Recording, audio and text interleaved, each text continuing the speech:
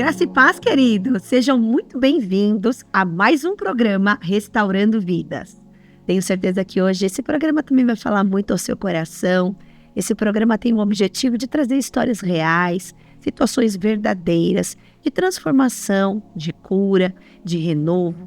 E hoje eu estou muito feliz. Então eu já quero que você aproveita e compartilhe esse programa com o máximo de pessoas possíveis. Você também já pode curtir aí e também já seguir o canal. Aproveita para ativar o sininho, porque assim quando eu gravo o programa já chega para você e você já é abençoado com esses testemunhos lindos que passam por aqui.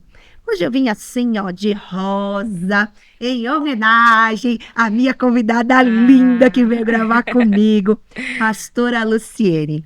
Pastora Luciene é uma bênção. Amém. Está conosco já há muito tempo. Quantos anos, minha pastora? Vai fazer 14 anos. 14 anos caminhando 14 conosco anos. Na Igreja da Restauração. Sim. É líder hoje de toda a geração Levi, que é a geração rosa, né? Rosa. Por isso até que eu vim de camisa rosa em homenagem a ela. E eu estou muito feliz em te receber nesse programa hoje, minha pastora linda. Amém. Graça e paz a todos. Para mim é uma alegria, uma honra estar aqui, né? Falei, um dia esse dia vai chegar. Já faz tempo que eu queria que chegasse, hein? Faz tempo, E eu fico, não, deixa para depois, né? Mas amém, eu sei que nossos testemunhos, né? É para realmente gerar vida. Sim. E esperança para muitas pessoas que podem estar passando por algo que de repente a gente já passou um dia, né? Pastora Lu, tem muitos testemunhos, mas especificamente esse final de semana ela me contou algo que eu falei, Lu, você precisa contar isso no programa, que eu tenho certeza que isso vai despertar muitas mães, Sim. muitas situações aí de traumas, de dores, né, para que as pessoas realmente mudem a perspectiva e transformem dentro da sua casa, né? Eu falo que a minha vida é marcada por várias estações. Eu tenho estações que eu fui curada, tratada em questões da minha infância, da minha adolescência, que não foi também uma adolescência muito fácil, eu era uma pessoa muito nervosa, agitada, briguenta, né? Isso que eu ia perguntar, como era a pastora Lua de Jesus? E eu tive uma adolescência bem complicada, até quando eu conheci o Rodrigo, né, que é o marido do pastor Rodrigo, ele me conheceu e nós éramos totalmente assim, água e óleo, né? A gente totalmente diferente. Ele calmo, como sempre foi calmo, né? E eu nervosa, esquentada, né? Briguenta. E a gente, através da vida dele, né? Eu conheci Jesus e Jesus foi transformando a minha vida. Vocês se conheceram com quantos anos? Olha, eu tinha 16 anos quando eu conheci o Rodrigo e ele tinha 18, que ele tem um ano e meio mais velho do que eu. E nós estamos juntos há 21 anos já. Uau, que nunca nos separamos durante todos esses anos. Nós namoramos por 4 anos. E nos casamos em 2008. 2008. Você casou com quantos anos? Eu tinha 19 anos. Gente, uma menina. Em 2004 nós nos conhecemos e em 2008 nós nos casamos. Uau, que bênção, que bênção. E aí foi um processo, né? Porque naquela época eu já conhecia Jesus, eu já tinha ido para a igreja com ele, já frequentava, né, a igreja. E o pastor Rodrigo já era convertido. Quando você conheceu ele, você não era? Não era. Ele era convertido e eu não. E aí, quando a gente se conheceu, eu falei pra ele, olha, eu sei que você vai nessas igrejas de crente, mas nem me convida que eu não vou. Eu falei pra ele. E aí ele pegou e falou, tá bom, né? E aí ele não me convidou mesmo. Ele falou que ia orar. Ele falou assim, Deus, se for da tua vontade, ela vai querer vir por vontade própria. E aí, eu tava no ensino médio, e uma amiga minha era cristã e ela falava muito de Jesus para mim. E ela me deu uma Bíblia de presente.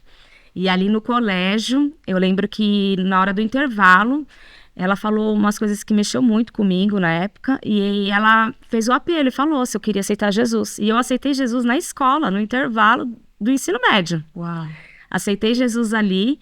E aí quando eu cheguei em casa, que eu fui me encontrar com o Rodrigo, eu falei pra ele dessa experiência e aí eu falei, domingo eu vou com você pra igreja. Eu imagino a alegria dele nessa hora. Porque ele realmente, ele falou pra Deus, ele falou, Deus, eu não vou chamar ela não, ela é mó brava, se eu chamar ela já falou que não vai.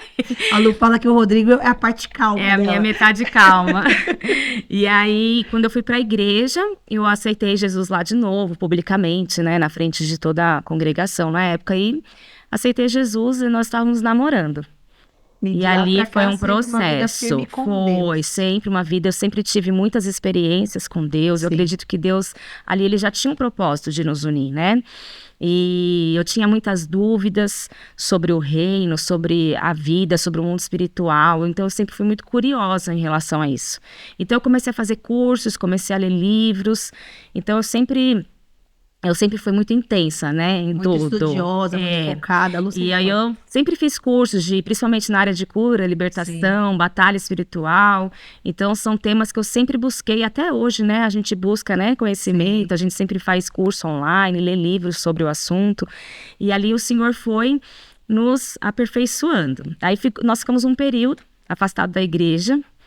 E quando nós retornamos para os caminhos do Senhor, foi na Igreja da Restauração, foi no final de 2011.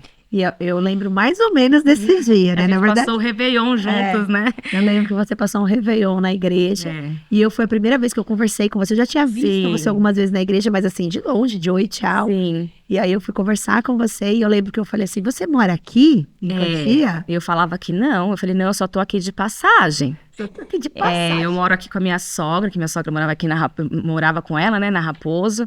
E eu falei, não, quando eu terminar aí umas questões, eu vou voltar a morar lá na Zona Norte, que minha família é toda da Zona Norte. E aí eu falava, não. Ela falou, não, vamos pro encontro. Eu falei, não vou pro encontro, porque eu só tô aqui mesmo pra assistir os cultos, porque eu não vou ficar aqui. Para mim, Cotia era o interior do interior, né? Eu sempre morei no centro de São Paulo, né? Pegava metrô para tudo, trabalhava ali na região do centro, né? Mesmo, da Sé, da 25 de março. Então, para mim aqui, quando eu chegava aqui e via os macaquinhos nas árvores, eu falava, meu Deus, eu tô no interior. Então, para mim, não tinha metrô aqui, então para mim aqui era muito interior. Sim. E eu falava que eu nunca ia morar em Cotia. Porque eu achava que o fim do mundo. Mas os planos de Deus são perfeitos. Hoje ela mora na rua da igreja. Praticamente. Quase. E aí foi quando a gente passou pelo encontro, em 2012, Deus começou a falar com a gente, que a gente precisava vir para cá. Sim. Né? Aí eu falava, não vou conseguir morar nesse lugar, eu nem conheço ninguém aqui. Eu comecei a conhecer o pessoal da igreja, era só. Mas também eu morava em São Paulo e congregava aqui em Cotia. E aí ia ficar uma situação complicada. E aí Deus começou a bradar que a gente tinha que vir morar em Cotia. E não foi fácil. Foi um ano para Deus, um tete-a-tete assim com Deus, né? Para Deus realmente confirmar. Vinha pessoas pregar de fora e falava, não, porque Deus está te tirando da terra da sua parentela e está te plantando aqui. E eu ficava, não, essa palavra não é para mim. Aí vinha outras pessoas ministrar lá na Tuca, né? Sim. Vinha outras pessoas ministrar e eu falava, não, essa palavra não é para mim. E tudo na confirmação que era para mim me mudar para cá. E aí, depois de um ano, de uma forma milagrosa, Deus nos abençoou e a gente conseguiu quitar umas dívidas que a gente tinha. E aí foi quando a gente tomou a decisão. Não, vamos alugar alguma coisa e vamos nos mudar. E foi na época que nós estávamos comprando o terreno, né, da igreja. Foi. Da Igreja Nova, e 2014, né? 2014. E foi quando nós nos mudamos para Cotia, e quando a gente foi ver, a gente estava morando literalmente na porta da igreja, porque a gente não conhecia nada aqui. Quando a gente foi visitar o apartamento, eu não tinha noção que era na mesma rua que ia ser construída a igreja. Quando eu olhei os tapumes, eu falei, Rodrigo, não é aqui que vai ser a igreja? Que a gente veio à noite orar. E ele falou, é aqui. Uau. E eu falei, uau, Deus nos trouxe para cá, e literalmente era para a gente estar aqui, bem perto da igreja. E ali começamos, né? Comecei a trabalhar nos encontros, né? Desde que eu passei esses quase 14 anos trabalhando no encontro com Deus. Eu acho que se eu faltei 4, 5, se eu não me engano, foi isso que eu faltei de trabalhar, né? De servir. Mas Deus começou a fazer a obra. Deus começou... Nós fizemos Casados para Sempre, né, na época da mudança, né? Não tinha, às vezes, nem estrutura ali, porque nós estávamos em construção. As salas eram montadas com tapumes, com tapumes, né? Lembra dessa época? Dava aula de escola de líderes eu fiz escola de líderes naquela época, assim, né? Ali onde era a cantina era uma sala de aula. Sim. E eu fiz ali a minha escola de líderes, né? E naquele processo todo, Deus começou também a bradar, a cuidar, né? O nosso chamado, né? A cuidar de vidas. Foi quando nós abrimos a nossa célula, nesse apartamento que nós, né, havíamos alugado. E eu lembro que no começo foi um desafio, porque eu não conhecia ninguém em Cotia, daí eu não conseguia convidar ninguém para vir, porque eu não sabia quem chamar, a maioria das pessoas já estavam em células, né? Sim. E até que Deus foi trazendo e acrescentando as vidas que iam começar ali. Muito, né? E hoje é uma das maiores é, gerações da igreja, a geração Leveu, uma geração linda, povo Sim. abençoado. Graças Só a de Deus. líderes de célula, vocês têm quantos líderes de célula na geração de vocês hoje, lembra? 10, 11, 12, acho que são 13. 13 líderes de célula sobre a É. cobertura deles. Então, vocês É. imaginam aí a quantidade do povo, né? Quase 200 Sim, pessoas hoje. um pouco mais de da 200 cobertura pessoas, da geração de vocês. Uma coisa linda. linda. E Deus realmente nos plantou aqui, né? Sim. Mas eu até comento com os discípulos, pra gente hoje ser quem nós somos, né, em Deus, né? Pra ser esses pastores que Deus nos escolheu, né? Que também foi um choque pra nós na época, quando o apóstolo chamou nós pra... Ia sermos ungidos. Eu ficava, não pode ser, é muito cedo, sou muito nova. Mas eu creio que Deus nos construiu. Então eu sempre falo para os discípulos, né?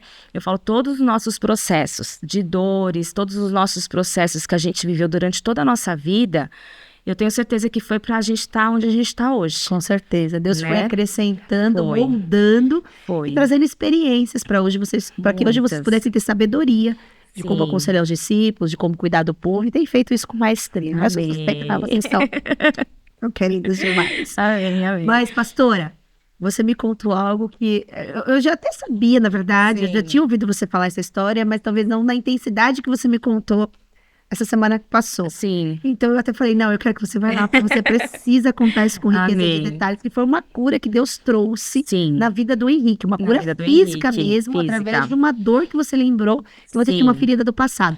E eu queria que você contasse isso com detalhes, para que as pessoas entendam.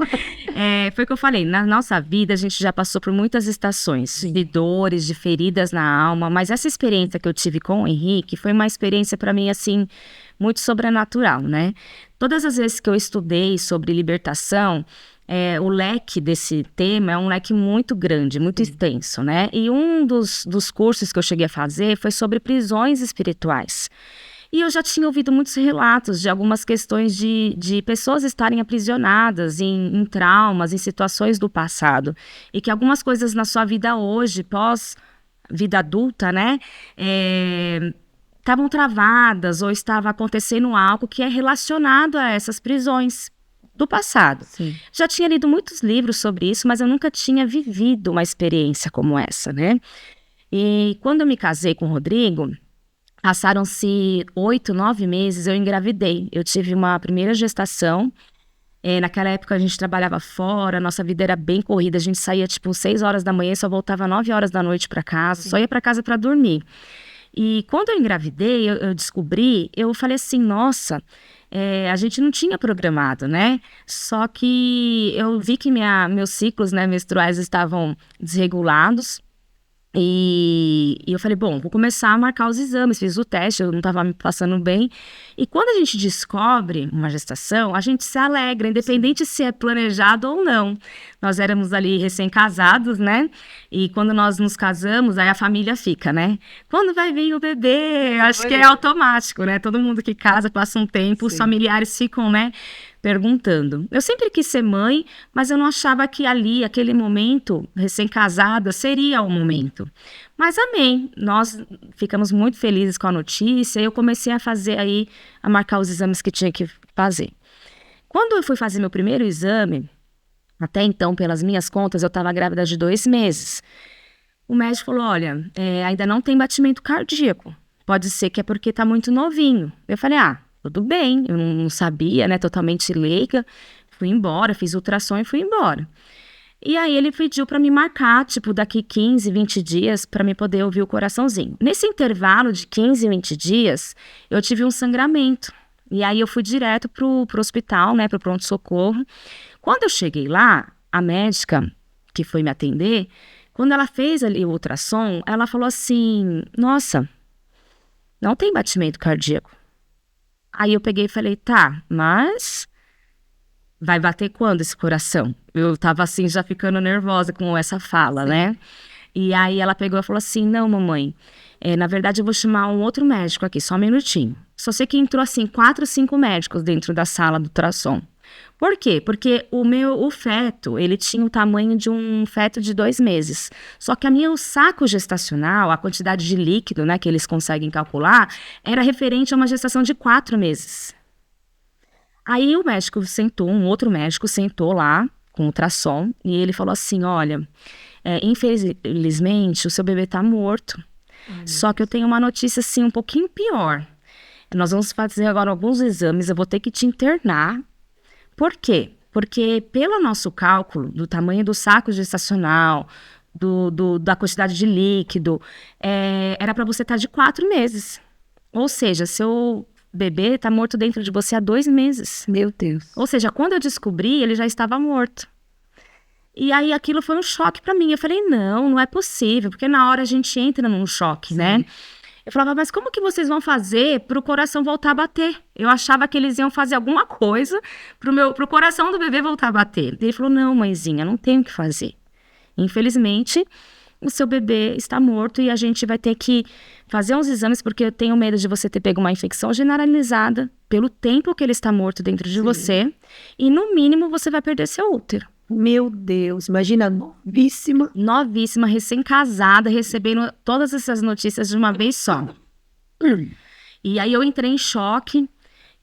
O Rodrigo estava lá fora, né, na recepção, me esperando. Ele achou que eu ia fazer algum exame e ir embora, né? E aí eu saí lá fora para explicar tudo para ele. Foi aquela choradeira na recepção do hospital. Ninguém entendia nada do que estava acontecendo. E ele não poderia ficar comigo, porque eu ia ficar numa ala só para gestantes, né? É como se fosse uma enfermaria, não é um quarto. Então, ele não tem espaço e nem como ele me acompanhar num procedimento como esse. Então, ali eu entrei naquele hospital. Eu lembro que já era de noitinha, assim, umas 18, 19 horas. E quando começou a fazer os exames de sangue, para saber se eu estava com alguma infecção, os exames constataram que eu não tinha infecção nenhuma. O médico falou assim, olha, era para o seu feto já estar apodrecendo dentro do seu útero. Então, graças a Deus, não deu uma infecção generalizada. Mas, depois que a gente começar o procedimento de um aborto, a gente vai ver como está a situação do seu útero. E ali eu estava apreensiva, com medo de perder meu útero. Com certeza, né? Recém-casada. Recém-casada. E aí eles começaram a fazer um processo de aborto no hospital para poder tirar o feto. Ele falou assim, vamos fazer esse aborto para que não seja de uma forma agressiva, não precisa de um método cirúrgico para remover. E vamos ver, né, e dar o tempo para ele sair.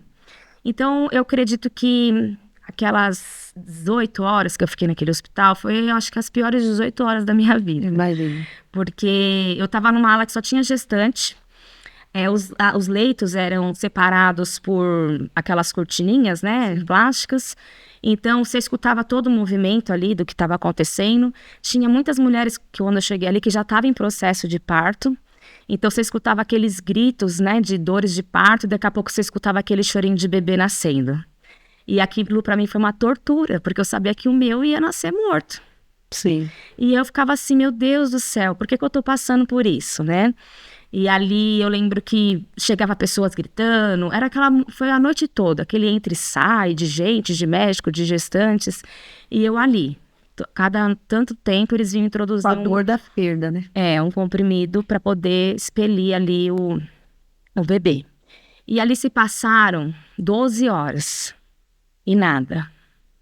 Passei a madrugada chorando, porque foi que a enfermeira havia me falado, né, quando eu cheguei lá. Ela falou assim, olha, uma mãe, quando tem dores de parto, o bebê tá grande, faz força para sair.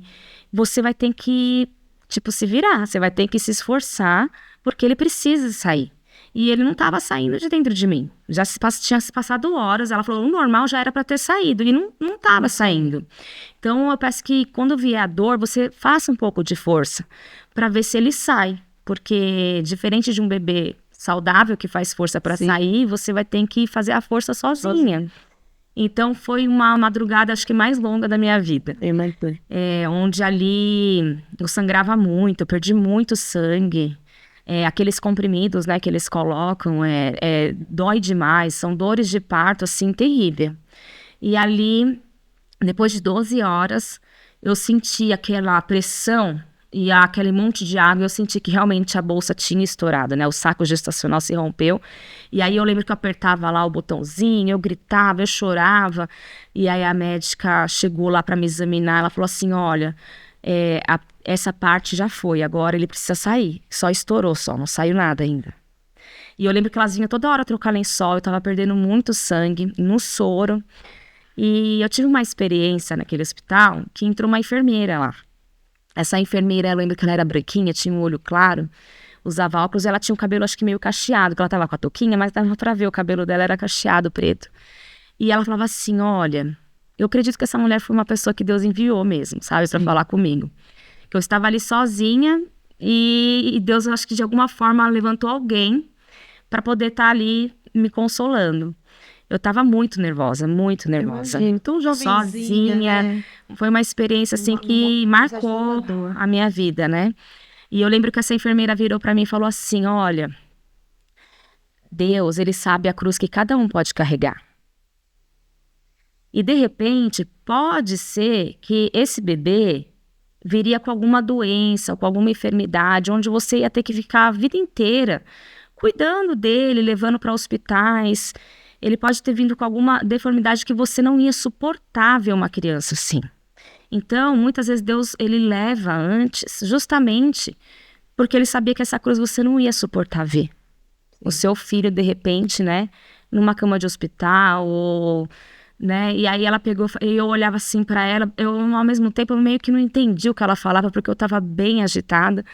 E aí ela pegou e falou assim, descansa seu coração.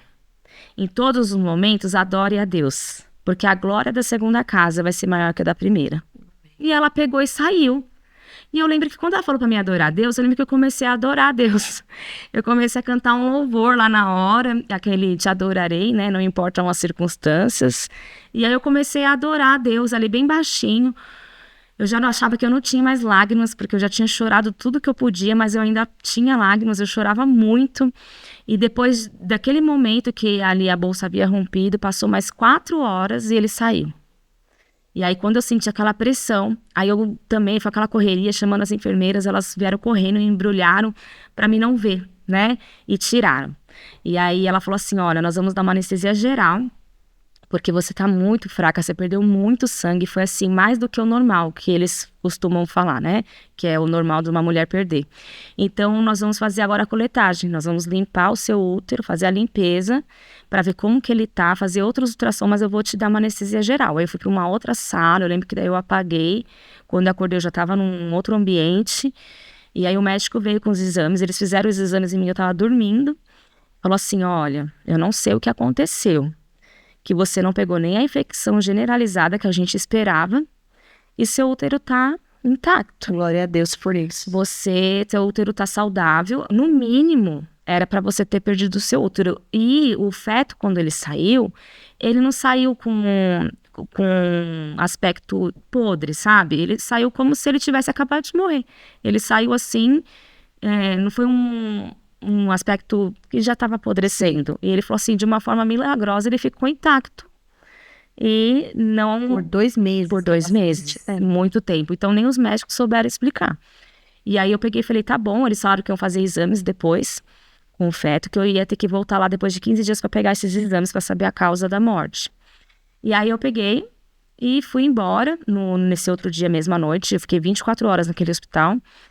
E foi aquela situação, né? Os familiares ligando. Aí todo mundo que vem te trazer uma palavra de consolo parece que você chora mais, porque é uma perda, né? Independente se eu conhecia ou não conhecia o bebê, fazia parte já da minha vida, né? E de mim, porque estava dentro de mim. Então, eu acho que essa dimensão, só uma mãe mesmo para entender, né? Essa dor. E aí, naquele momento, quando se passaram 15 dias, eu voltei naquele hospital para pegar os exames. E quando eu cheguei lá, eu perguntei daquela enfermeira. Eu falei, olha, você lembra de uma enfermeira que fica aqui no setor de gestantes? Ela é assim, assim, assado, eu queria muito falar com ela.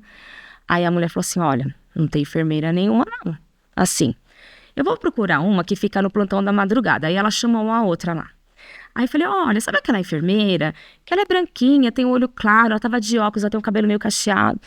Ela ficou no período da madrugada aqui no hospital, tal. Ela, não, aqui não tem ninguém com essas características. Me deixam arrepiadas. E aí eu como Deus envia anjos. pra mim, aquela mulher, ela tava ali, era um anjo do Senhor, que veio pra me trazer um consolo. E eu tive a certeza de tudo que ela me falou quando eu peguei o resultado do exame. Porque quando eu peguei o resultado do exame, deu má formação no coração. O coração não se formou. Então, provavelmente, seria um bebê, uma criança que teria problemas cardíacos. Sim. E que muito provável também eu ia passar, longos anos da minha vida no hospital. Sim. Então, na hora que eu peguei, eu consegui entender o que ela me falou. Sim. Foi naquele momento.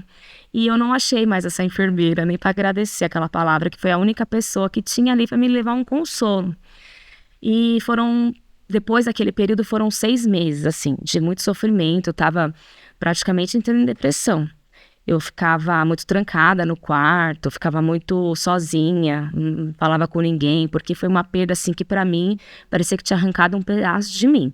Falei, como pode o amor de uma mãe ser tão grande, assim, ao ponto de você nunca nem ter visto o rostinho, e você ter aquele amor tão grande, né, por um bebê que você não chegou nem a ver, né? Então, foi um momento, assim, que eu falo que foi um dos momentos que marcou muito a minha vida. Eu comecei a fazer tratamento com uma especialista, porque o médico falou, você vai ter que continuar tomando ácido fólico, como a perda foi muito grande, você vai ter que continuar tomando alguns medicamentos. Então eu fui procurar uma médica especialista, doutora Dani, maravilhosa, que me atendeu, né, e me acompanhou, teve uma paciência comigo, fez todos os exames. Naquele período, o trauma, eu acredito que foi tão grande que eu desenvolvi o hipotiroidismo, né, que eu trato até hoje, né, e tive problemas hormonais, tive policísticos, né, no ovário, e eu comecei a fazer esse tratamento. E aí, passaram-se 8 meses desse episódio, 9 meses, fazendo esses montes de exame. A doutora Dani me ligou. Ela falou assim, você tá em casa? Eu falei, tô na casa da minha mãe. E eu tava dormindo. E é muito difícil, quem me conhece sabe. Eu não durmo, mal não durmo à noite, quanto mais de dia. Eu não durmo assim, de deitar no sofá e dormir. E eu lembro que eu tava dormindo. E ela falou assim, minha mãe falou, olha, é a sua médica? Aí eu atendi o telefone. Ela era um amorzinho. Você já viu seus exames? Que ela precisava me passar um medicamento. E para ela me passar esse medicamento, ele só pode ser prescrito com um exame de gravidez. Ela falou assim, por mais que seja uma mulher de 60, 70 anos, eu tenho que fazer o exame de gravidez. Eu não posso prescrever esse medicamento sem esse exame. Porque ele é um medicamento abortivo e tal. Então, para você tomar ele, você vai ter que fazer esse exame. Então, mas eu fiz por fazer, porque eu falava, imagina, eu tô tratando ovário policístico, tô tratando hipotiroidismo. Fiz os exames que ela pediu. E ali ela me ligou, você já viu seus exames? Eu falei, não, porque chegou no e-mail dela. Ela falou assim, eu ia fazer a guia do remédio para você passar aqui na recepção só para pegar. Só que aí quando eu fui pegar o resultado dos seus exames, eu tenho uma notícia para te dar. Eu falei, que notícia? Ela, você tá grávida. Eu falei, eu tô grávida? Não, aquilo ali para mim, eu não sabia se eu chorava, se eu ria, porque realmente quando eu vi que eu tava dormindo muito, minha mãe falou, nossa, mas você tá dormindo muito. E eu não imaginava que em tão pouco tempo, acho que foram 9 meses, eu estava grávida. E aí foi que começou. Eu não sei se começou minha alegria, se começou minha angústia, porque o meu trauma que eu tinha vivido foi muito forte. Eu não tinha sido curada ainda da minha alma. Sim. Então, quando eu descobri, eu fiquei muito feliz. Só que aí começou uma tormenta na minha vida. Porque todos os dias eu achava que meu bebê ia morrer. Todos os dias eu achava que não ia ter batimento cardíaco. E aí eu peguei e ela me pediu um monte de exames, né, para me fazer agora por conta da gestação. Sim. Os cistos do meu ovário haviam sumidos. Milagre mesmo. Milagre. A minha tireoide, que estava muito desregulada, estava regulada. E aí ela só pediu para mim colocar, introduzir uns comprimidos que era para sustentar o meu útero, né? Para poder aguentar ali o peso de um bebê, porque ele ainda estava sensível devido ao que eu tinha passado. E aí a cada não sei quanto tempo eu tinha que ir lá. O acompanhamento foi mais intensivo do que uma gestação comum. E ali eu lembro que cada ultrassom, cada exame, eu não dormia. Eu passava a noite em claro, porque eu tinha certeza que eu ia chegar naquele laboratório, a pessoa ia falar pra mim, não tem batimento cardíaco. Eu escutava essa voz na minha mente. O trauma foi tão grande que eu falava, meu Deus, eu vou falar que não tem batimento cardíaco. O que vai ser de mim? Então, aquilo me matava por dentro. E eu lembro que quando eu fiz o primeiro ultrassom, que deu pra ouvir o coração, eu chorava. Porque foi uma emoção tão grande, porque eu falava assim, meu Deus, tem batimento cardíaco. E aí eu ficava, agora esse batimento não pode parar. Então, todo mês ali era uma tortura, porque eu ficava, meu Deus, o próximo ultrassom tem que ter batimento cardíaco. Então, era uma frase que ficava martelando na minha mente. E graças a Deus, né, a gente começou a fazer vários exames, fez um morfológico e foi correndo tudo bem. Até que ela falou assim, vamos fazer agora um exame específico do coração do bebê.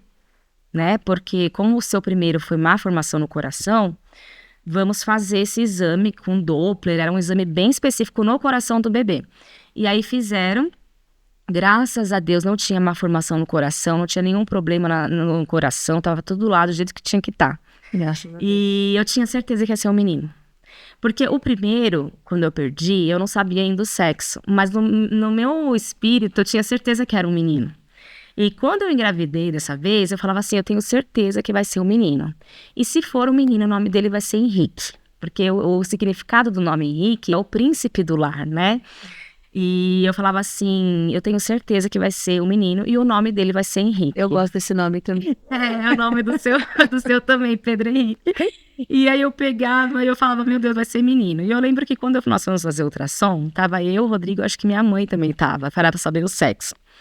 O médico falou assim, olha, eu tenho uma boa e uma má notícia. Quando ele falou a má notícia, como o médico que estava ali fazendo ultrassom, ele não me conhecia, ele não imaginava que aquela má notícia ia me trazer pânico, né? Sim. Porque eu fiquei em pânico. Como assim uma má notícia?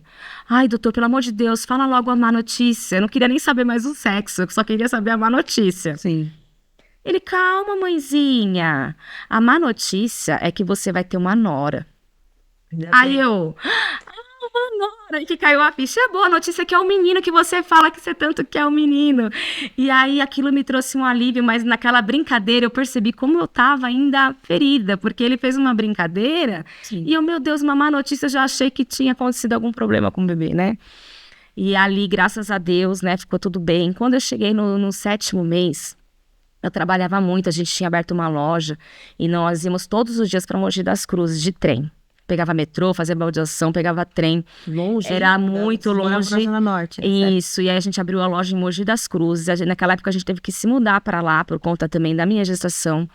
E eu lembro que quando, nesse processo de ida e vinda, a médica teve que me afastar dessas idas e vindas, por conta do balanço do trem. Eu estava com pouco líquido no saco gestacional. O Henrique, ele não tinha espaço para se mexer dentro da barriga. Aí ela falou assim, então você vai ficar de repouso e você tem que tomar de 4 a 6 litros de água por dia. Aí eu lembro que nós alugamos um apartamento bem de frente para a rodoviária, onde nós tínhamos a loja. E eu ia lá de dia só para ajudar as meninas que trabalhavam lá. Depois eu voltava para casa porque eu não podia fazer esforço nenhum. E eu tinha que tomar de 4 a 6 litros de água por dia, para ele reproduzir ali a água ali dentro. Sim. E ele ter movimento, né, ter espaço para se mexer. E eu lembro que eu bebia tanta água que eu vomitava água. Eu vomitava água, saía pelo nariz, pela orelha, pelos olhos, porque eu não aguentava mais beber tanta água, de tanta água que eu tinha que beber. Foi uma gestação, assim, bem complicada. Eu passei muito mal, eu vomitei até praticamente os últimos dias. Foi uma gestação, assim, bem difícil, onde eu não tinha vida. Minha vida era para pensar naquele bebê, se ele ia nascer vivo ou não.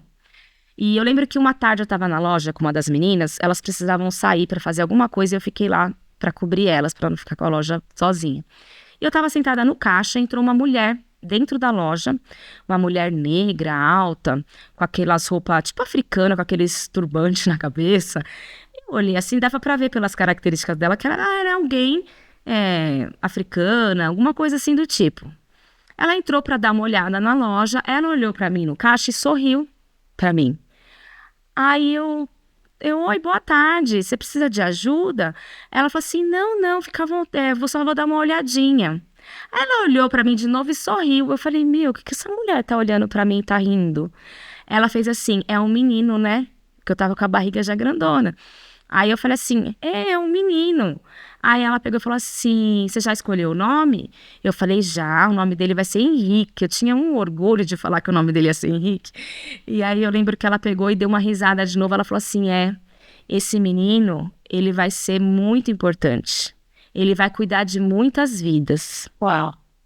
E aí ele vai impactar muitas vidas, ele vai cuidar de muitas vidas. E ele é um menino especial. Aí eu peguei e falei, obrigada. E ela pegou e saiu, não comprou nada. Aí eu cheguei em casa e fui falar pro Rodrigo à noite. Eu falei, amor, eu acho que ele vai ser médico. Ele vai cuidar de muitas vidas. Eu não tinha noção do que era aquilo. E ela tinha certeza que era um menino. Ai, aquela mulher era estranha. E aí ele pegava e falava, nossa, que estranho, né? Mas ela ficou rindo pra mim, parecia que ela tava vendo o Henrique já. E eu lembro que aquilo ficou gravado, foi uma das coisas que ficou gravado. O Henrique, desde quando estava na minha barriga, eu sempre recebi muitas palavras em direção da vida dele. Todos os lugares que eu vou, pessoas vêm me entregar palavras, profetas vêm falar, você tem um filho? Essa palavra é para você entregar para o seu filho. Então eu acredito que Deus realmente tem um propósito mesmo na vida do Henrique, porque é incrível o número de pessoas que me encontram e perguntam se eu tenho um filho e entregam uma palavra para ele. E eu fiquei assim, né? Eu lembro que, voltando só um pouquinho, que eu preciso falar isso, antes da gente chegar na restauração, eu estava ali morando na minha sogra, e eu lembro que naquele período, quando eu perdi o bebê, até eu engravidar do Henrique, eu ainda frequentava ali a Plenitude de Deus, que é a igreja onde seus pais, né, congregam. E eu lembro que eu estava ainda muito mal, minha cunhada começou a me levar lá, e eu lembro que eu escrevi um bilhetinho, que era a Bispa Regina, que agora ela é apóstola, né? Falando que eu tinha perdido um bebê, que eu tava muito desolada, eu tava com uma dor terrível. Eu escrevi, a obreira levou pra ela. Ela tava sentada lá no altar. E com a mesma cartinha que eu escrevi contando pra ela como eu estava, ela me respondeu na mesma cartinha. E aí, quando eu abri, isso durante um culto. Quando eu abri essa cartinha, ela colocou assim, descansa seu coração. A glória da segunda casa será maior que a primeira. Ela trouxe a mesma palavra que a enfermeira me deu naquele hospital. Bem profético. E aquilo, assim, para mim foi muito forte. Então, tudo que vem em direção ao Henrique, eu sei que Deus, de alguma forma, sempre me trouxe, assim, essa palavra, né? Direcionada. Sim. E quando chegou o dia do parto, ele nasceu dormindo. Na hora que fizeram a cesárea, que foram tirar ele estava dormindo. Quietinho. Quietinho. Pra sua loucura. Pra minha loucura. Sim. Porque quando saiu, você sente aquela pressão que tiraram o bebê. Só que aí, naquele momento, eu falei assim, Rodrigo, já tiraram o bebê e ele não chora. Vai lá ver, porque eu tinha certeza que ele ia nascer morto. Meu Deus. Porque o trauma foi tão grande que eu falava assim, meu Deus, ele não chora, o bebê não chora. Vai lá ver. Ele deve ter morrido. E aí eu lembro que o Rodrigo levantou um pouquinho, porque ele não podia levantar, né? Por conta da cesárea. Eu lembro que o Rodrigo levantou. E quando ele foi lá ver, a médica, a doutora Dani, olhou pra ele e sorriu. Ele tá dormindo. E elas estavam admirando ele dormindo. E aí eu lembro que começaram a passar o paninho, colocar o negocinho no nariz dele. Aí foi quando ele chorou. Aí trouxe aquele alívio. Eu tô contando isso em riqueza de detalhes, por quê? Por eu ter sido uma mãe assim durante a minha gestação, imagina como que eu ia ser depois que essa criança nascesse. Sim. Eu me tornei aquela mãe que sufoca o filho, sabe? Eu não deixava ninguém chegar sem lavar a mão. Para entrar em casa tinha que tirar sapato. Tinha que passar a mão no álcool, lavar a mão com sabão. Eu ia sair com ele no bebê conforto, eu tinha que cobrir o bebê conforto de todos os lados para não entrar nenhum ventinho. Eu lembro que eu lavava a roupa do Henrique, eu tinha que ferver a água para lavar a roupa do Henrique. Uau. Eu comecei a me tornar, assim, uma mãe neurótica mesmo, sabe? Eu ficava bem assim em cima dele.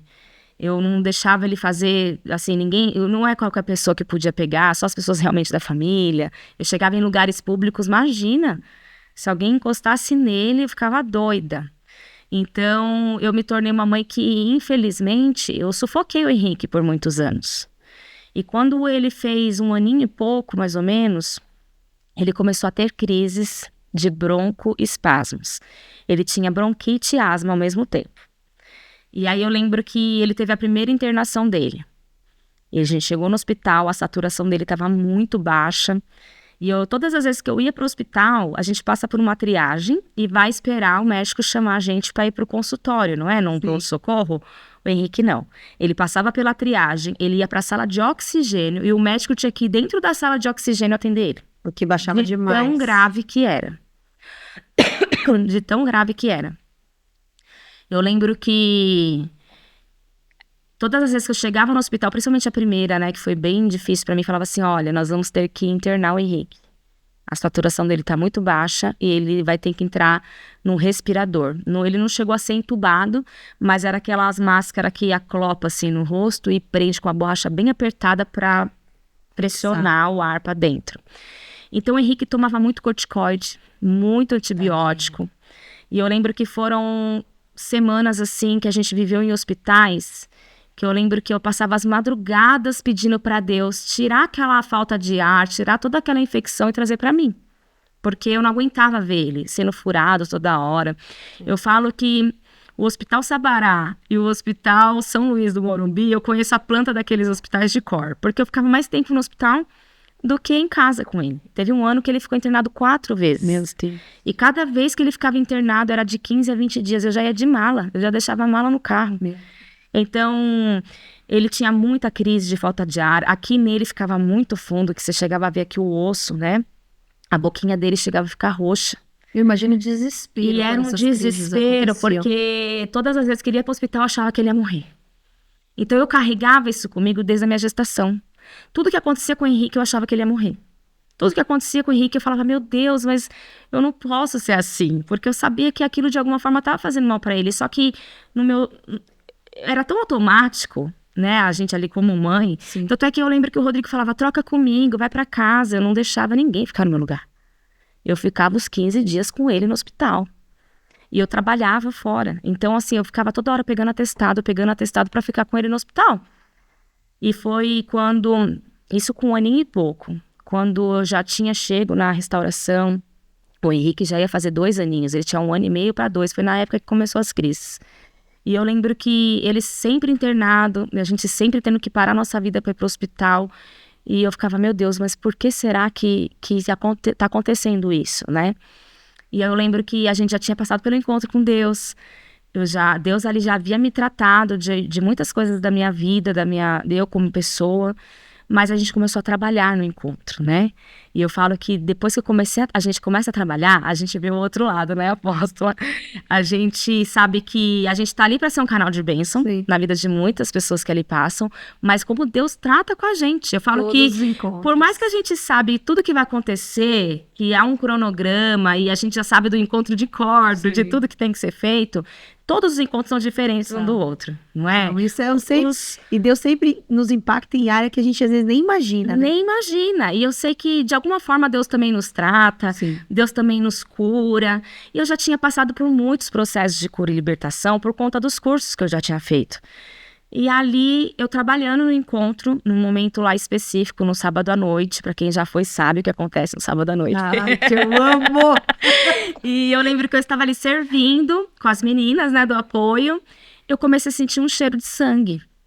Isso foi em 2015, eu não tinha Lívia ainda. Parentes, pastora Lu sente cheiro de tudo, viu, gente? Se tiver do seu lado e falar, tô sentindo cheiro de alguma coisa, pode acreditar que o reino espiritual se movendo. Eu tenho isso há muitos anos. É um dom, né, que Deus me deu. Eu tenho um dom de sentir o cheiro das coisas espirituais, né? Então, através do cheiro, eu consigo identificar se há algum demônio, alguma entidade, aí eu consigo identificar e expulsar pelo poder que há no nome de Jesus, mas chamar pelo nome, né? Sim. Porque o cheiro me faz identificar. Só que aquele cheiro de sangue eu nunca tinha sentido. Falei, mas que cheiro é esse? Cheiro de sangue? Aí eu comecei a olhar para ver se tinha alguém machucado, porque era um cheiro de sangue vivo, era um cheiro muito forte de sangue. E eu nunca tinha sentido esse cheiro. E eu fiquei encucada com aquilo, eu andava de um lado para o outro ali, eu falava, meu Deus, mas que cheiro é esse? Será que tá vindo de alguém? Será que é alguém que tá aqui passando pelo encontro? Não sabia identificar o porquê desse cheiro de sangue. Eu nunca havia sentido. E aí eu lembro que eu falei, vou orar para Deus falar comigo. Eu preciso saber que cheiro que é esse. E eu sentei nas mesinhas que a gente fica lá no fundo, né, que é da equipe de trabalho. Quando eu abaixei minha cabeça assim na mesa, eu falei, Deus, que cheiro é esse? Eu preciso saber como orar, porque se Deus me dá uma direção, eu tenho que saber como orar. Só que eu nunca havia sentido cheiro de sangue. E aí, na hora que eu abaixei a cabeça na mesa, que eu pedi para Deus me mostrar que cheiro de sangue era aquele, quando eu fechei meus olhos, parece que meu olho abriu em outra dimensão. Eu falo que durante a minha vida eu já passei por muitas experiências assim sobrenaturais com Deus. Mas essa eu acredito que foi uma das mais fortes que eu vivi. Porque ele me levou para onde? Para aquela sala de hospital, onde eu havia perdido o meu bebê. Meu Deus. Quando eu fechei meu olho, eu me vi naquela cama de hospital com aquele monte de lençol cheio de sangue em cima de mim. E eu fiquei assim assustada. Falei, meu Deus, o que eu tô fazendo aqui de novo? Por que eu tô nessa sala de novo? E eu ali, servindo. Então, esse recado é até para quem serve nos encontros com a gente. Porque muitas vezes a gente acha que está indo lá para servir, para ser usados por Deus. Mas nós, líderes, pastores, nós também temos muita coisa ainda para ser tratada dentro de nós. E muitas vezes, quando a gente está num lugar como esse, Deus quer ter um encontro com a gente. Exatamente. Que está ali servindo, trabalhando, para servir aos outros, mas o Senhor também tem um momento ali que Ele quer nos tratar. É se colocar debaixo da nuvem, né, Lu? É se colocar. Porque Deus sempre onde Deus está presente, Ele sempre vai se manifestar de uma forma muito especial. Por isso que a gente tem que estar sensível àquilo que está acontecendo. Aquilo que está acontecendo. Todos que me conhecem sabem como eu me preparo, né? Assim, com jejum, com oração. Eu aprendi isso muito, essas ferramentas, desde o curso que eu fiz, né, de batalha espiritual. Então, quando tem encontro, congressos na igreja, eu sempre me tiro um período de jejum, para que a gente esteja sensível mesmo, né, à voz de Deus, né. E naquele momento, quando eu me vi naquela sala de hospital, eu vi que aquele cheiro daquele sangue era o meu sangue, era eu perdendo sangue. E eu falava, Jesus, por que eu tô aqui, nessa sala que me trouxe tanta dor, né? É uma lembrança que todo mês de julho, a gente está no mês de julho, eu me recordo dessa data, porque foi no mês de julho que isso aconteceu. Foi dia 14 de julho. E todas as vezes que chega dia 14 de julho, não tem como eu esquecer. São datas que nos marcam. Foi a data que eu perdi o meu bebê. E eu peguei e falei, Deus, por que o Senhor me trouxe aqui? E ali, claramente, eu vi Jesus comigo. E eu vi Ele me tirando de dentro daquela sala. E Ele falando assim, você está aprisionada aqui. Essa dor ainda não foi curada. E eu tô aqui para te mostrar que em todos os momentos eu estava com você. E que eu vou te tirar desse lugar. E eu lembro que eu via Jesus me tirando daquela sala. Quando eu abri os olhos, assim, eu comecei a chorar. Eu me ajoelhei lá no chão. Parecia que eu estava realmente passando pelo encontro. E aí eu comecei a chorar. De soluçar mesmo. E eu falei, mas, gente, eu estava aprisionada naquele lugar... Porque como a gente estuda muito sobre libertação, eu já havia visto e ouvido muitos relatos de pessoas que são presas em prisões espirituais. Sim. Mas eu não imaginava que eu era uma dessas pessoas. Eu falei, mas eu já sirvo a Deus, eu medito tanto na palavra, eu busco tanto. E por que eu não saí desse lugar antes? Por que, né? E aí Deus me falou comigo assim de uma forma audível. Ele falou assim... Você precisa pedir perdão para o seu filho. Porque esse trauma, esse aprisionamento fez com que você sufocasse ele. O motivo dele estar enfermo hoje, com asma, com bronquite, é porque você precisa pedir perdão para ele. Você sufocou o seu filho. E ali eu chorava. Você vê, né? A asma, bronquite é justamente a falta de ar, né? É a falta de ar. É a falta de ar. E eu achava que era coisa da minha cabeça. Eu falava, não é possível. Eu fiquei num choque naquele encontro. Porque eu falava, será que é isso? Porque eu tive a imagem. Deu dentro daquela sala de hospital e eu via Jesus me tirando de lá. E ele falava assim, eu estive com você em todo o tempo. Chega, é tempo de você ser curada. Porque a sua cura vai trazer cura para o seu filho. Amém. Você é a maior responsável por ele ter essa enfermidade, por causa do seu medo. O seu medo, você transferiu esse medo para ele. E eu lembro que eu fiquei quieta naquele encontro, não falei nada. Eu falei, gente, eu preciso digerir tudo isso. E eu comecei a entrar em oração. Na segunda-feira, quando a gente volta do encontro, eu lembro que só ficava eu e o Henrique em casa, né? Porque o Rodrigo saía para trabalhar. O Henrique tinha 5 anos. Eu lembro que eu entrei no quarto dele, eu sentei com ele assim na minha cama, no meu colo. E eu falei, filho, a mamãe vai te contar uma história. vem aqui que eu preciso falar com você. Ele não sabia que eu tinha tido um bebê antes dele. E aí eu comecei a contar. A mamãe engravidou, a mamãe tinha um bebê e esse bebê morreu dentro da mamãe e ele não saía. E eu precisei me internar no hospital para eles poderem tirar esse bebê que estava morto. Aí ele olhou assim pra minha cara e ele começou a chorar. Ele falou assim, eu tinha um irmão? Eu falei assim, era como se fosse para você ter um irmão mais velho. E ali eu comecei a chorar e eu falei assim, a mamãe precisa te contar algo muito sério. Ele falou, o quê? E é engraçado que se você encontrar com o Henrique hoje e perguntar isso pra ele, ele lembra desse dia até hoje. Um dia que marcou a vida Foi o dele. dia que marcou a vida dele e a minha, porque além de Deus me libertar de uma prisão que eu estava, ele trouxe cura pra nós. Eu falei assim, eu preciso que você me perdoe. Ele me perdoar por quê? Eu lembro que ele ficava enxugando as minhas lágrimas e eu ficava enxugando as lágrimas dele, porque ele era muito pequenininho. Ele falava, imagina, eu vou ter que perdoar minha mãe do quê? Minha mãe não fez nada pra mim. Eu falei, desde quando você estava na minha barriga, eu tinha medo de te perder. E os meus 9 meses grávida, eu achava que você estava morto dentro de mim. E até quando você nasceu, eu achei que você estava morto porque você nasceu dormindo. E esse meu medo foi tão grande que eu te sufoquei. O meu medo te sufocou, o meu cuidado excessivo te sufocou. E aí eu preciso que você me perdoe. Porque o Papai do Céu falou pra mim que a doença que você tem hoje, a asma, a falta de ar, é porque foi culpa minha. Você me perdoa? E aí eu lembro que ele pegou e ele começou a me pedir perdão. Tá bom, mamãe. Eu te perdoo. Não chora. Ele tava desesperado, porque eu tava chorando muito. Eu nunca imaginei que eu ia ter um dia essa conversa com ele. E aí eu lembro que ele falava assim, mas não é culpa sua. Eu falei, é culpa minha, filho. E eu tô aqui pra te pedir perdão. E ele pegou e falou, te perdoo, mamãe. E eu lembro que a gente ficou horas dentro daquele quarto chorando, abraçado. Ele enxugava minhas lágrimas, eu enxugava as lágrimas dele. E o Henrique, durante todas as internações, ele fazia acompanhamento com um pneumologista. Então ele tinha uma parte no guarda-roupa dele que nas prateleiras tinha o inalador, que não podia faltar, tinha os equipamentos de sopro, que ele tinha que fazer exercício todos os dias, tinha espaçador, porque a bombinha para uma criança vai com espaçador, tinha catavento, tinha flauta, todos os equipamentos que você imagina de sopro, ele tinha que fazer todos os dias, para poder forçar os brônquios deles a abrir. Então, ele tinha uma parte no guarda-roupa que era a farmácia dele. Os equipamentos, tudo de fazer a fisioterapia respiratória. Ele chegou a fazer natação, tudo para poder ajudar a abrir e tirar essa asma dele, mas nada funcionava, nada. Aliviava, né, mas não curava.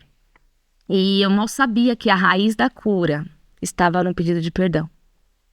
Então, tem muitas pessoas hoje, que podem estar nos assistindo, Sim. que carregam enfermidades. E a enfermidade, muitas vezes, você pode fazer o tratamento que for.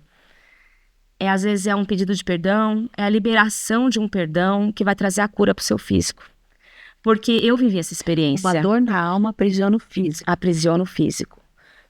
Todo o nosso físico reflete a nossa vida espiritual, a nossa alma. Como está a nossa alma? E eu lembro que, a partir daquele dia, eu lembro que antes desse encontro, ele tinha tido essa última internação dele, que foi quando até você e o apóstolo foram lá nos visitar, que foi no Hospital São Luís, né, do Morumbi. Depois teve esse encontro. Depois desse episódio, que eu pedi perdão pra ele nunca mais teve crise de asma. Ele nunca mais teve crise de asma. Queridos, olha como isso é forte. Quantos anos o Henrique tem 14, vai fazer 15 agora em setembro. Desde os 2 aninhos. Desde os 2 aninhos. Não, ele tinha 5 já, né? Começou, ele já tinha 5. E ele nunca mais. Eu lembro que eu esperei por um tempo, né? Pra ter certeza. Nesse período entre abril e setembro, que é quando o ar fica seco, e tem muitas gripes, né? Eu ficava esperando dar a crise. Eu já sabia que ia dar. Na época do ano, no mês, eu já sabia qual mês que ia dar a crise nele. E eu lembro que foi passando os meses, nada. Eu lembro que eu acho que eu guardei ainda por 1 ano todos os equipamentos dele, as bombinhas que ele usava, que ele tinha bombinha de tratamento e bombinha de uso contínuo, que ele tinha que usar assim todos os dias. E eu lembro que eu fiquei esperando 1 ano. Quando deu 1 ano desse episódio, aí eu tive a certeza que ele tinha sido curado. E eu joguei tudo fora. Uau. Tudo fora, todos os equipamentos, até a flauta que ele libertação. eu usava pra brincar também, né? O catavento, eu tinha tanta raiva que eu joguei fora até os brinquedos de sopro que ele tinha, porque pra mim aquilo era uma libertação mesmo, eu jogar fora. Eu precisava jogar fora, nem que depois eu comprasse outra pra ele brincar, mas aquela específica eu lembro que eu joguei fora. Todos os equipamentos que ele tinha que a médica deu, né, para fazer os exercícios em casa, ele foi curado. Glória Ele a foi Deus. curado da bronquite, nunca mais teve asma. Às vezes ele pega um resfriado, mas nunca mais ele teve falta de ar. Meu Deus, isso é muito forte. Isso é muito forte. E você que está aí nos assistindo, eu não sei se talvez existe algo em você que é uma dor, muitas vezes relacionada com o seu corpo físico, né? Situações que às vezes as pessoas enfrentam, asma, como é que chama aquela doença, Lu, que dói o corpo todo? Eu esqueci agora o nome, fibromialgia. Fibromialgia também é muito relacionado com problemas emocionais, Sim. com dores emocionais.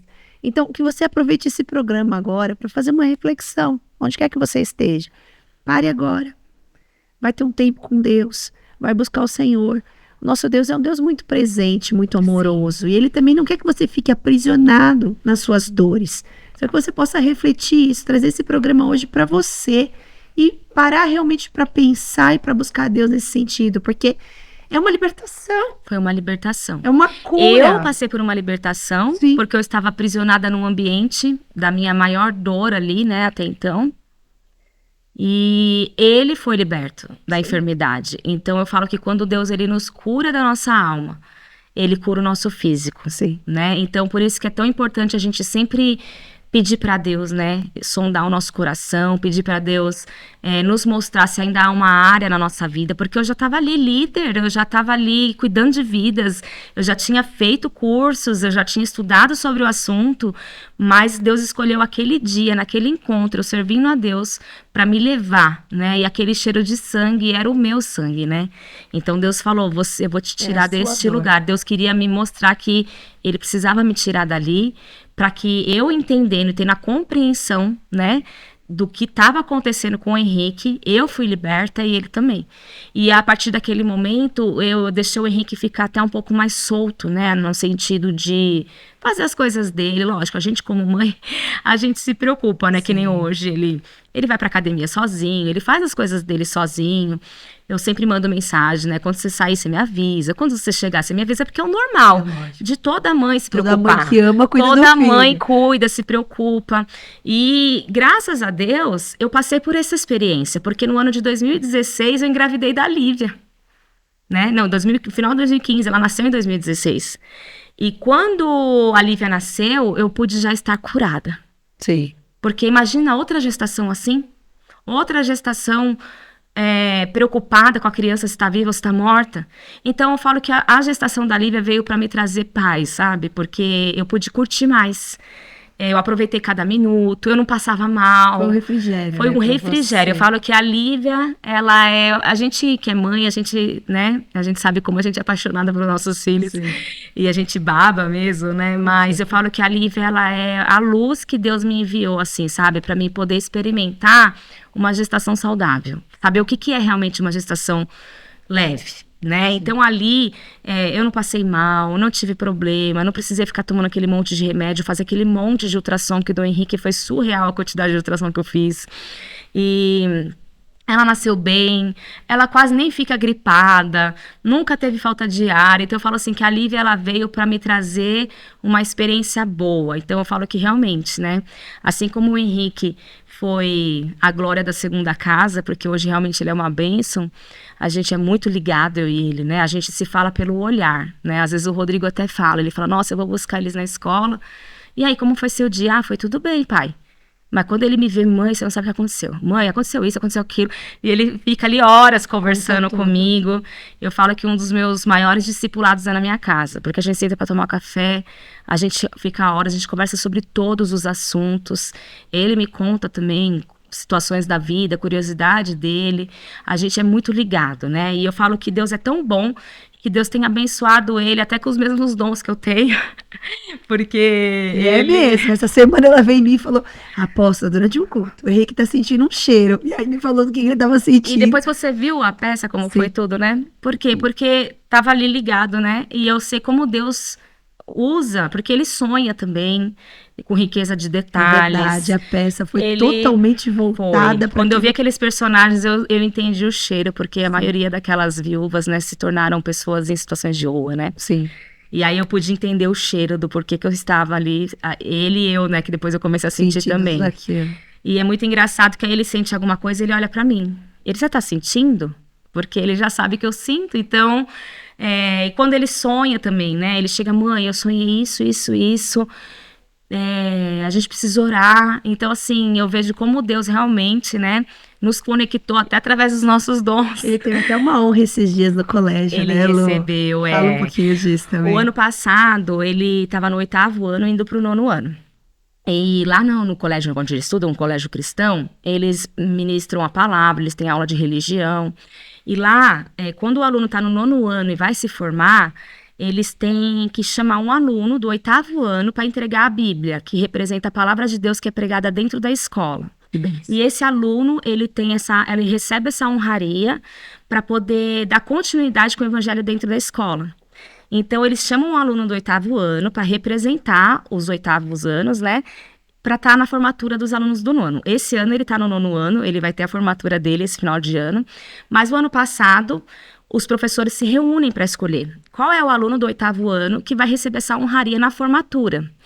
E aí, de uma forma unânime, a mulher que me ligou lá da escola falou assim, olha, todos os professores escolheram seu filho por bom comportamento, por ser um aluno exemplar, ter ótimas notas, e por ele ser um menino cristão. Então, assim, eu queria convidar o Henrique para receber essa honra de receber a palavra de Deus e dar continuidade com ela dentro da escola. Glória a Deus.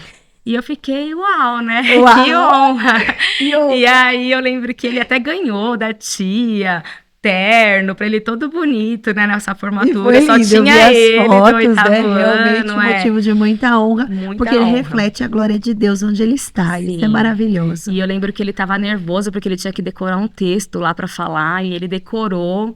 Aí chamaram ele, honraram ele, deram uma Bíblia para ele de presente. Que ele ia ter essa responsabilidade que esse ano, né, é representar e levar o evangelho na escola. Então, assim, ele sempre foi marcado, né, por muitas palavras.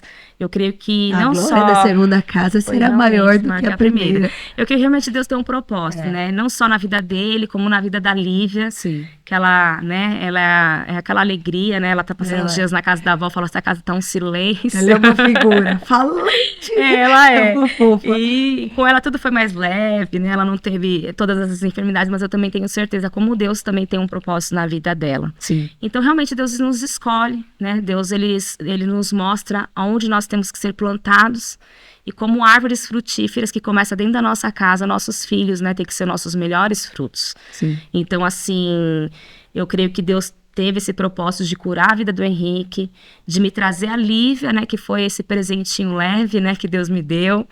Né, que me trouxe aí de uma forma muito saudável, mais madura também. E eu creio que Deus nos plantou aqui, né, para gerar muitos frutos através das nossas vidas e dos nossos testemunhos. Eu não tenho dúvida disso. E tem gerado muitos frutos. Tem sido um ramo muito frutífero. Você, o seu marido, a sua casa, a sua família, que realmente refletem a glória de Deus. Agora, eu gostaria de deixar aí para você uma reflexão, né? Como é importante também você se colocar embaixo da nuvem. Toda essa cura aconteceu sobre a vida da Lu, sobre a vida do Henrique, porque nesses momentos de crise, falta de ar, imagina o quanto isso era sofrido para o Henrique, o quanto era sofrido para a pastora, o quanto era sofrido para o pastor, para a família toda, né? Porque todo mundo que já foi no hospital sabe o quanto é desesperador você ter alguém internado lá. Eu falo que a única internação boa de hospital é quando você vai ganhar neném. É verdade, é a única. É aquela alegria, todo mundo gosta de ir no hospital. Caso contrário, qualquer situação dentro do hospital nos coloca numa posição muito desconfortável e desesperadora também. Sim. Mas ele estava sensível para ouvir a voz do Espírito Santo. E estava onde? Debaixo da nuvem. Sempre na nossa vida, a gente tem que estar sensível a ser tratado em qualquer área e aberto para isso. E como assim o povo caminhou no meio do deserto? Deus colocava a nuvem durante o dia para livrar o povo daquele sol escaldante. E à noite colocava a coluna de fogo para esquentar o povo. Eu sempre digo assim, nós cristãos, nós temos que saber onde está a nuvem e se colocar embaixo dela. Sim. Então, se existe um movimento de um encontro com Deus, se existe uma cela, se existem os cultos, se existe um círculo de oração, se o povo está buscando a presença, corre para aquele lugar. Porque a nuvem está lá. Sim. Às vezes as pessoas deixam de estar nesses lugares. Sim. Porque eu estou cansado hoje, porque eu vou ficar em casa, porque eu vou dormir, porque eu vou assistir televisão. Presta atenção, às vezes você está perdendo, está acontecendo um congresso, está acontecendo todo mover. Você tem que estar lá buscando, porque Deus vai usar aquele momento. É claro, Deus também fala com você na sala da sua casa, eu não tenho dúvida disso. Sim. O nosso maior lugar de encontro com Deus é no secreto. É na nossa casa, Verdade. dentro do nosso quarto, até no banheiro, lavando a louça. É no secreto, é no secreto. Mas que existe um mover diferente Sim. e sobrenatural quando há um ajuntamento no mesmo propósito. Por exemplo, um encontro com Deus que é regado de jejum, de oração. E principalmente quando a gente serve, né? Quando serve. Porque muitas vezes a gente vai atrás desses moveres também para receber, mas eu falo que eu recebo muito mais quando eu tô servindo. Sim. Porque quando eu tô servindo, parece que a gente tá mais pertinho da porta, né? E diz, bate que você encontrará. Então, quando a gente tá ali servindo ao Senhor, a gente tá pertinho dessa porta. Na verdade, é a hora dos mimos, né? Eu falo que eu me sinto uma filha mimada. Às vezes, papai vem e fala assim, toma, filha, esse pirulito é pra você, do nada, né? Aqueles mimos que Deus faz no momento que a gente menos espera. Sim. Cuida da casa dele, cuida da obra dele, ele cuida da nossa vida. Isso eu vivo diariamente. Eu vivo diariamente. A gente vive muitos milagres nesse sentido. E eu vejo quando nós estamos realmente dispostos a servir, graças a Deus a gente sempre serviu com muito amor, né? Tudo que a gente vai fazer, a gente se dedica muito para fazer o melhor, porque a gente sabe que a gente está fazendo para Deus, né? Eu falo que quando eu estou servindo, como Deus, ele age e se mostra para mim de uma forma assim sobrenatural. Lógico, as maiores experiências foi estando na minha casa. Eu falo que minha vida com Deus vai muito além do que ali na célula, como as pessoas me conhecem, como líder de célula, como líder de geração, como estar na igreja, né, no ajuda, no apoio.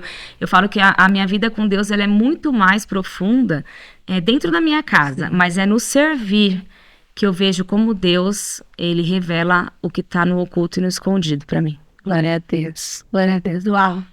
Que testemunho. Meu Deus, estou aqui emocionada de ouvir tudo isso. E eu tenho certeza que isso trouxe muita cura para muita gente. E vai ser um despertar. Amém.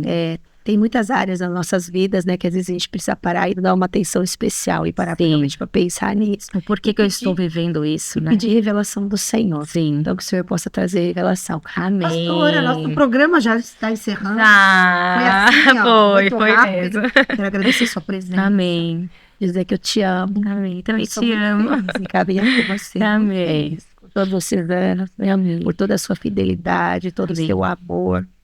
Seu, do pastor Rodrigo, quando vocês são verdadeiramente intensos. Eu tive recentemente na sua celebração da Macrocela. Verdade, foi linda. E eu disse que vocês são um casal que vive o que pregam e pregam o que vivem. Amém. E isso é muito importante. Amém. E eu sou muito grata a Deus por toda essa nossa aliança, por você Amém. ser minha doce, andar pertinho de mim. Amém. Graças Eu que a Deus agradeço. por isso. Então que o Senhor te abençoe. Amém. Se você quiser agora dar um recadinho aqui, ó, para quem está Amém. assistindo, de encerramento. Amém.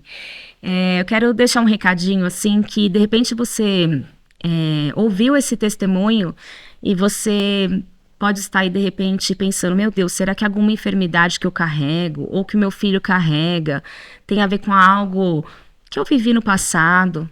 Ora ao Senhor, abre um jejum. Eu tenho certeza que assim como Jesus me libertou, ele também vai libertar a sua vida, vai mudar a sua história, vai trazer cura para o seu físico, seja no seu ou no da sua família. Peça a Deus, às vezes a chave para a sua cura está num pedido de perdão. Amém? Amém. Uau, falou tudo. Então você aproveita, pega esse programa e compartilha aí com o máximo de pessoas possíveis. Eu sei que através dessa história linda que foi relatada aqui com tanto amor, eu sei que o Senhor vai abrir muitas visões espirituais, trazer discernimento sobre muitas coisas e também vai trazer muita cura e restauração. Amém. Então, que Deus te abençoe, que o Senhor possa te encontrar aí onde você está e também possa mudar a sua vida e a sua história. Um beijo no seu coração e até o próximo programa. Fica com Deus.